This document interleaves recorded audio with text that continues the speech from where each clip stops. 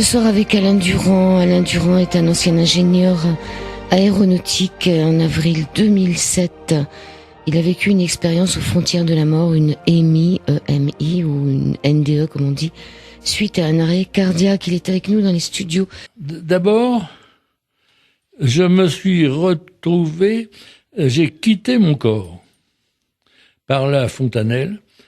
Et alors bon, et moi à ce moment-là, je me suis retrouvé là, et devant cette espèce de vortex, j'appelais un vortex parce que, comme je suis un peu de l'aéronautique, le fait que ça soit cylindrique avec la longueur, ça veut dire qu'il s'élargit pour donner cette impression. Donc ça va en s'élargissant, qui était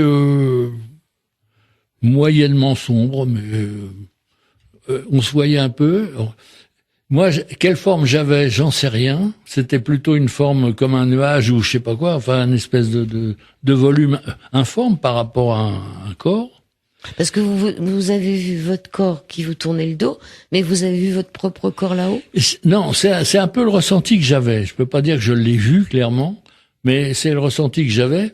Et c'est un ressenti que j'ai eu, où j'ai pris vraiment conscience de cette forme, c'est quand je suis rentré dans la lumière, dont on parlera tout à l'heure.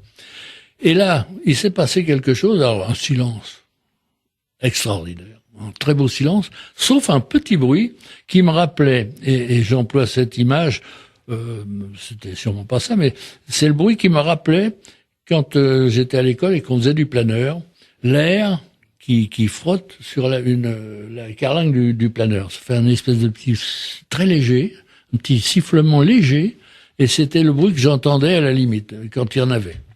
Et bon, et je suis, alors parti ou pas, j'en sais rien, puisque je ne sais pas si c'est moi qui me déplaçais dans ce tunnel, ou si c'est moi étant fixe, le tunnel se déplaçait vers moi.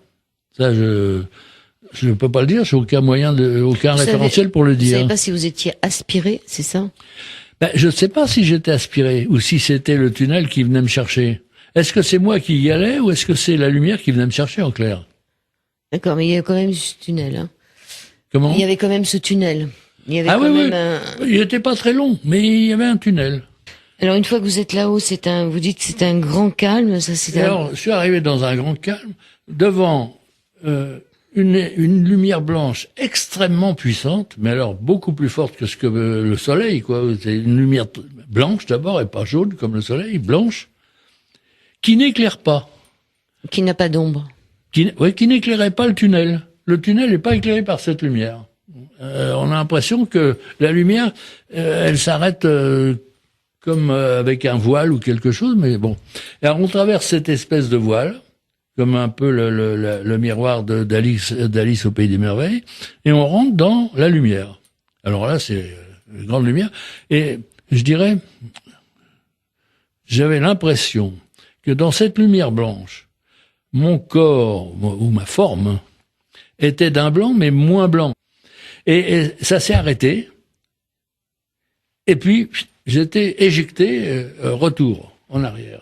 Donc, j'ai fait le chemin arrière, exactement comme j'ai fait l'aller, et je suis rentré dans mon corps par la fontanelle. Je suis rentré dans mon corps, et ce qui est rentré dans mon corps était plus grand que le corps lui-même. Oui, vous étiez à l'étroit. Donc, j'étais à l'étroit. Alors, j'avais la tête serrée, les tempes, partout, j'étais pas bien.